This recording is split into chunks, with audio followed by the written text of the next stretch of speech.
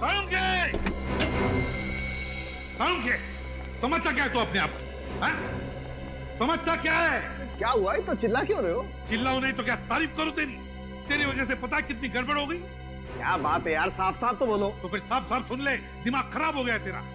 सटिया गया तू। प्रद्युमन! हाँ, रिटायर हो जा। पर फ्रेडी सर, आखिर हुआ क्या है? अरे उससे क्या पूछते हो? मुझसे पूछो। पूछो ना, अपने बॉस से पूछो, साळुंखे सर से पूछो। क्या क्या हुआ बताओ तो। तूने गलत इंफॉर्मेशन दी और उसकी वजह से दिशा की केस बिगड़ गई है। साळुंखे, क्या गलत इंफॉर्मेशन दी मैंने? क्या गलत इंफॉर्मेशन दी? तो सुन, तूने कहा था ना कि बॉस, मैं दावे के साथ कहता हूँ कि निशा की मौत 13 दिन पहले हुई है, मतलब 30 अप्रैल को हुई है। कहा था ना? हाँ, तो इसमें गलत क्या है? क्या गलत है? साळुंखे, निशा की मौत 13 दिन पहले नहीं, बल्कि 7 दिन पहले हुई है। 7 दिन पहले। समझो? कोई सबूत है तुम्हारे पास? सबूत नहीं, गवाह है हमारे पास, गवाह है। गवाह? हाँ साळुंखे साहब, निशा की पड़ोसी ने 6 मई की रात को निशा के चिकनी की आवाज सुनी थी। अरे पर ये कैसे हो सकता है? ये नहीं हो सकता, दिस इज इम्पॉसिबल। कैसे इम्पॉसिबल? हाँ, क्यों इम्पॉसिबल? ये ब्लो फ्लाइज मुझसे झूठ नहीं बोल सकती है प्रद्युमन। ये ब्लो फ्लाइज हैं, मक्खियां हैं, कोई इंसान नहीं है जो अपनी उम्र छुपा जाए। और आज तक मुझसे कोई गलती नहीं हुई, तो आज मुझसे कोई गलती क्यों होगी यार? हो सकती है क्या साळुंखे? गलती हुई है गलती तेरे से।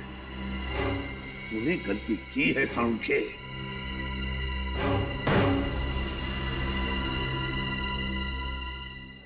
जी कहिए।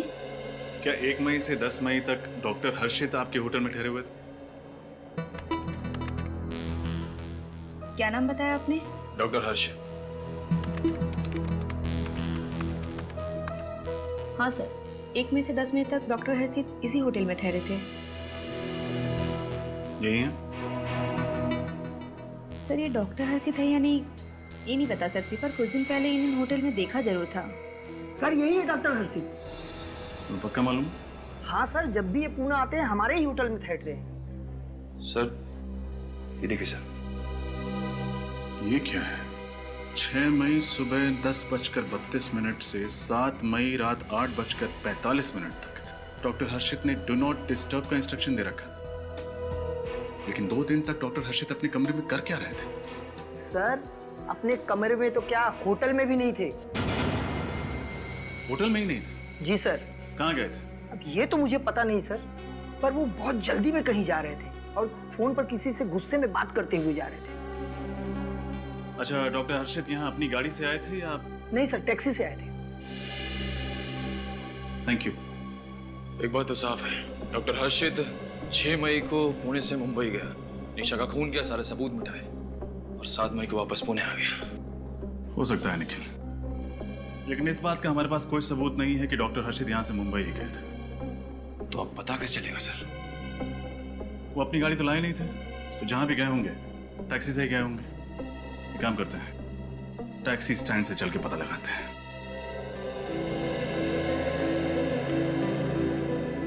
सब बताइए ना, हुआ क्या है? सब प्लीज बताइए, क्या हुआ?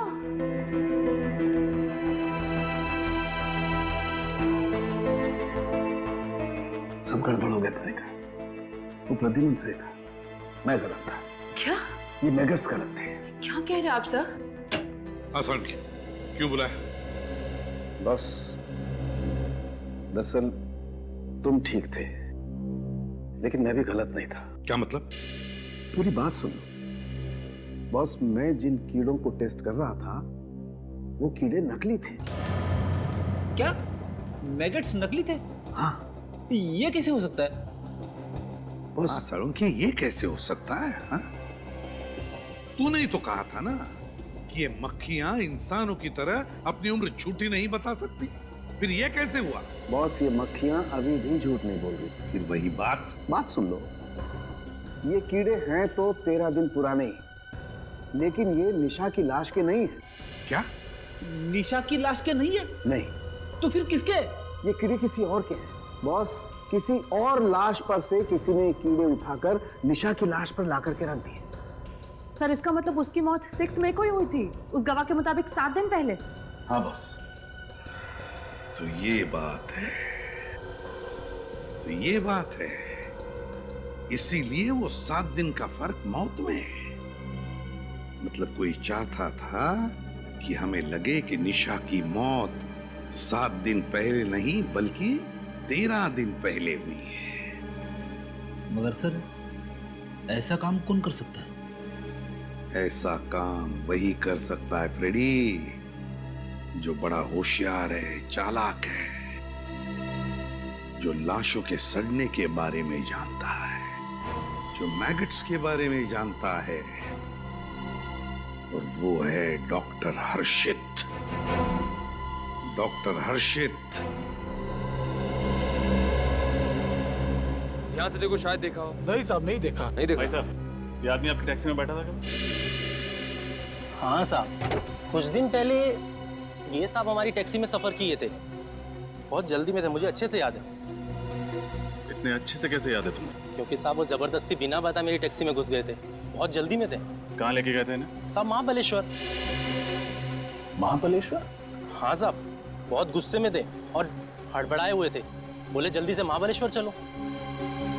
महाबलेश्वर जाने की ऐसी क्या जल्दी थी डॉक्टर हर्षित को? साहब, अपुन को महाबलेश्वर नहीं जाना था। अपुन की गाड़ी तो पंचगनी तक जाती है, लेकिन वो बहुत जबरदस्ती की है और अपुन को एक्स्ट्रा पैसा देने का वादा किया तो अपुन राजी हो गया। सर, डॉक्टर हर्षित पुणे से मुंबई नहीं बल्कि महाबलेश्वर गए थे। अच्छा, तुम्हें याद है महाबलेश्वर में तुमने इन्हें कहाँ छोड़ा था? रास्ते का नाम, होटल? हाँ साहब, टैक्सी में ये लगातार किसी से फोन पे बात कर रहे थे और महाबलेश्वर के होटल के बारे में कुछ बोल रहे थे। कौन सा होटल? साहब, होटल गैलेक्सी स्टार। लेकिन जैसे हम वहाँ पहुंचे तो उन्होंने मुझे 500 के 3 नोट दिए और छुट्टा भी वापस नहीं लिया और बहुत जल्दी में अंदर घुस गए। सर, पुणे के होटल स्टाफ ने भी यही कहा था कि फोन पे बातें करते करते जल्दबाजी में निकल गए। टैक्सी के अंदर भी फोन पे लगातार बात कर रहे थे किसी से। आखिर वो बात किससे कर रहे थे? ये तो महाबलेश्वर जाके ही पता चलेगा। Hotel Galaxy star. आप चिंता मत कीजिए सर, आप आइए और बस पार्टी के मजे लीजिए। बाकी सब हम लोग मैनेज कर लेंगे। Okay, thank you. Welcome sir. बताइए मैं आपके लिए क्या कर सकता हूँ? CID? मैं आपके लिए क्या कर सकता हूँ सर? आप बस जवाब दीजिए, बाकी हम संभाल लेंगे। कोई सीरियस बात है सर? सीरियस ही समझिए। हम लोग एक ऐसे आदमी के बारे में पूछताछ करने आए जो 6 मई को आपके होटल में आया था। सर, यहाँ तो रोज बहुत सारे गेस्ट आते हैं। आप किसकी बात कर रहे हैं? हम इनकी बात कर रहे हैं।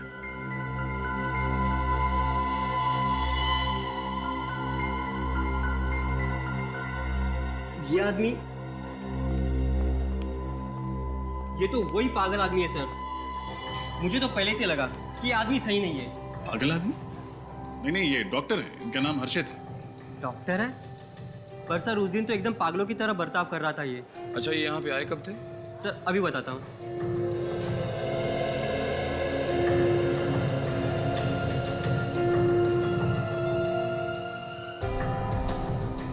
6 मई को आए थे सर, और एकदम से हड़बड़ाए हुए से आए थे और सीधे रिसेप्शन पे आके पूछने लगे कि मेरी पत्नी कहाँ है, मेरी पत्नी कहाँ है। पत्नी? उनकी पत्नी यहीं ठहरी हुई थी? नहीं सर, लेकिन वो बोल रहे थे कि उनकी पत्नी निशा मुसीबत में है, उसकी जान को खतरा है और हमने उन्हें फ़ोन करके यहाँ महाबलेश्वर बुलाया। क्या? हाँ सर, वो बोल रहे थे कि होटल गैलेक्सी स्टार के मैनेजर ने उन्हें फ़ोन करके यहाँ बुलाया था। कौन है मैनेजर? सर मैनेजर तो मैं ही हूँ, पर मैंने कोई फ़ोन नहीं किया था और निशा नाम की कोई औरत भी यहाँ पर नहीं ठहरी थी। तो फिर वो ये सब कैसे कह रहे थे? हाँ सर, बोल रहे थे कि उनकी पत्नी ने यहाँ किसी आदमी से झगड़ा मोल लिया है, बहुत कहा सुनी हुई है, और मैंने उन्हें फ़ोन करके यहाँ बुला लिया और कहा कि वो अपनी पत्नी को बचा लें। उसके बाद क्या हुआ? बस सर, हमने उन्हें बहुत समझाया कि हमने कोई फ़ोन नहीं किया। बस सर, उसके बाद उसका फ़ोन आया और वो बात करते हुए चले गए। अच्छा, वो किससे बात कर रहे थे, कुछ सुना आपने, या किस चीज़ के बारे में बात कर रहे थे? नहीं सर, हमने तो बस चैन की सांस ली कि वो यहाँ से चले गए। ठीक है निखिल, अगर 6 मई को डॉक्टर हर्षित यहाँ महाबलेश्वर में थे, तो फिर 6 मई को मुंबई में निशा का खून किसने किया? बड़ा चालाक है ये खुदी। प्लानिंग करके पहले उसने निशा का खून किया और फिर खून के इल्जाम में फंसा दिया हर्षित को।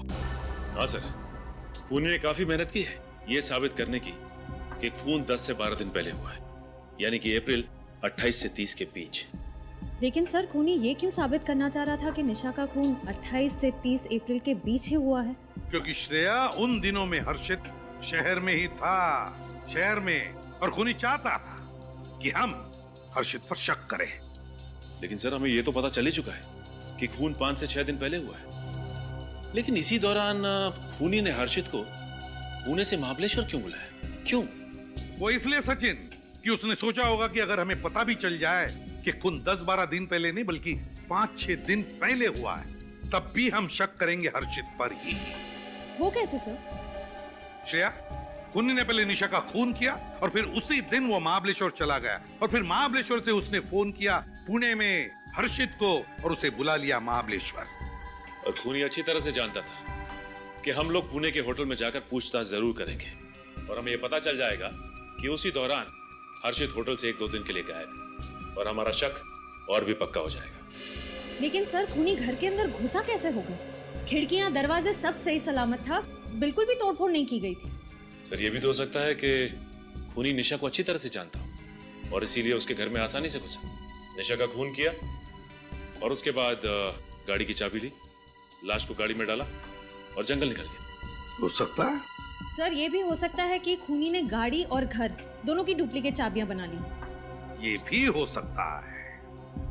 इस निशा के घर के आसपास जो भी चाबी बनाने वाला है उसे जरूर याद होगा कि किसने उससे घर की चाबी और गाड़ी की चाबी एक साथ बना के ली थी। और इस हर्षित के मोबाइल फोन रिकॉर्ड चेक करो, पता चल जाएगा किसने उसे पुणे में फोन किया था महाबलेश्वर बुलाने के लिए।